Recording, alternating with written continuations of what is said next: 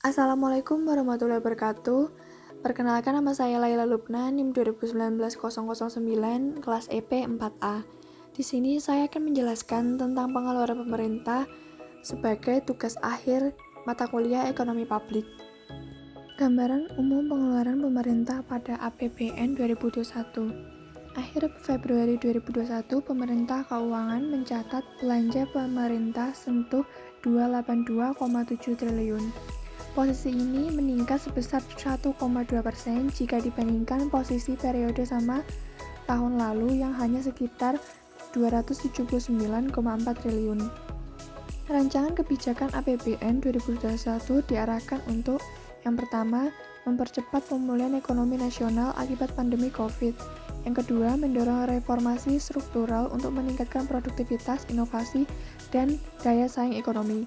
Yang ketiga, mempercepat transformasi ekonomi menuju era digital. Dan yang terakhir, pemanfaatan dan antisipasi perubahan demografi. Fokus kebijakan APBN 2021. Yang pertama, penanganan kesehatan. Dalam hal ini, penanganan kesehatan menitikberatkan pada vaksinasi COVID-19.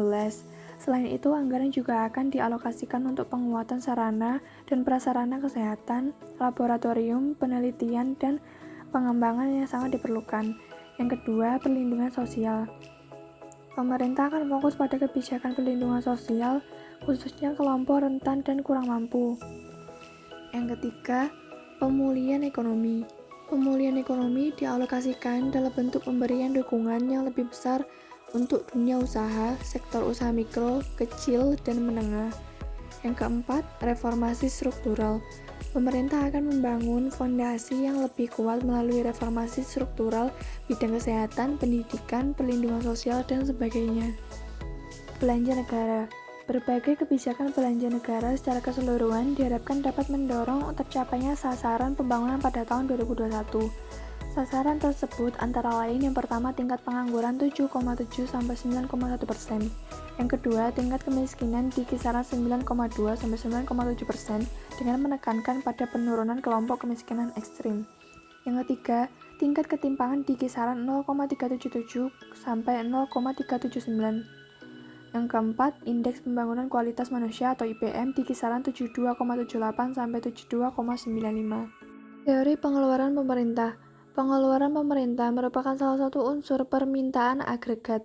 Konsep perhitungan pendapatan nasional dengan pendekatan pengeluaran menyatakan bahwa pengeluaran pemerintah mencerminkan kebijakan pemerintah. Apabila pemerintah telah menetapkan suatu kebijakan untuk membeli barang dan jasa, pengeluaran pemerintah mencerminkan biaya yang harus dikeluarkan oleh pemerintah untuk melaksanakan kebijakan tersebut. Dari mengenai pengeluaran pemerintah juga dapat dikelompokkan menjadi dua bagian, yaitu teori makro dan teori mikro. Tinjauan teori ekonomi makro. Pengeluaran pemerintah dalam arti luas dapat dipakai sebagai indikator besaran kegiatan pemerintah yang dibiayai oleh kegiatan pemerintah. Semakin besar jumlah kegiatan pemerintah, semakin besar jumlah pengeluaran pemerintah yang bersangkutan. Pengeluaran pemerintah terdiri dari beberapa hal yang dapat dikelola sebagai berikut. Yang pertama, pengeluaran pemerintah untuk pembelian barang dan jasa. Yang kedua, pengeluaran pemerintah untuk cuti bersama. Selain cuti pegawai yang dimiliki pengaruh pada proses makroekonomi, di mana perusahaan cuti bersalah akan mempengaruhi tingkat penerimaan secara tidak langsung. Yang ketiga, pengeluaran pemerintah untuk transfer keuangan.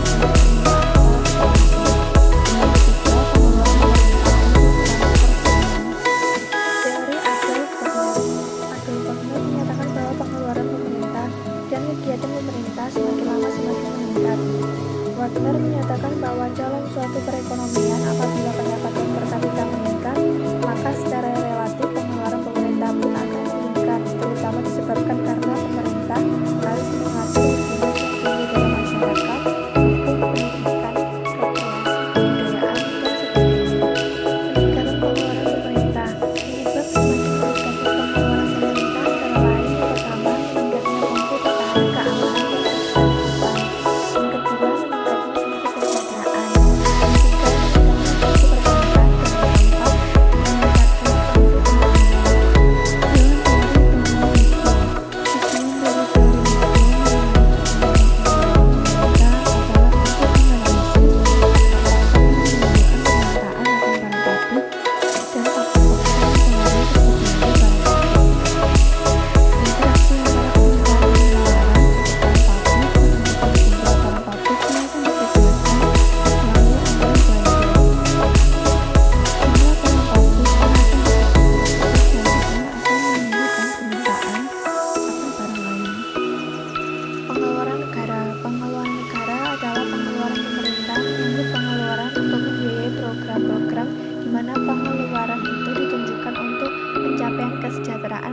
masyarakat secara keseluruhan.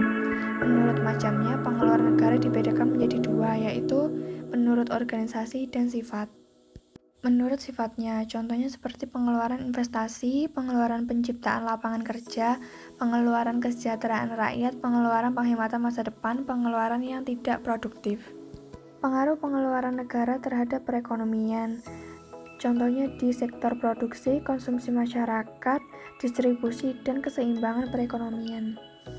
Pengeluaran daerah. Untuk mengembangkan daerahnya, pemerintah daerah diberi wewenang untuk mengelola atau mengatur keuangan daerahnya sendiri-sendiri. Pengeluaran terbesar dari pemerintah daerah sendiri adalah diperuntukkan bagi pendidikan dasar, menengah, dan kejuruan.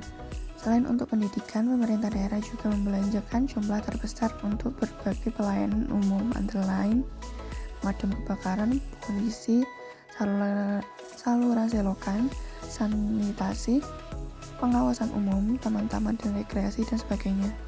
Mustofa Dijaya AR menyatakan bahwa penyusunan rencana anggaran pengeluaran salah satu kegiatannya adalah identifikasi kebutuhan, yaitu mengidentifikasi kebutuhan serta mempertimbangkan kebijaksanaan yang menyangkut pengalokasian pada program-program yang dihubungkan baik dengan tujuan perekonomian secara keseluruhan maupun sasaran-sasaran spesifik sektoral dan regional tertentu. Kesimpulan, pada pengeluaran pemerintah 2021 sudah sepantasnya anggaran-anggaran dengan angka yang besar dipusatkan kepada sektor-sektor yang mendorong pemulihan ekonomi akibat pandemi dan ancaman resesi. Intensifikasi pembiayaan untuk bidang pendidikan dan bidang kesehatan sepatutnya menjadi perhatian dalam postur anggaran dibarengi dengan penguatan program jaminan sosial bagi masyarakat rentan agar dapat kembali pulih dari situasi disrupsi saat ini. Akselerasi pembangunan infrastruktur memang masih kita perlukan, namun sebaiknya bukan menjadi hal yang terutama. Demikian yang dapat saya sampaikan mengenai materi pengeluaran pemerintah. Bila ada kurang lebihnya mohon maaf. Wassalamualaikum warahmatullahi wabarakatuh.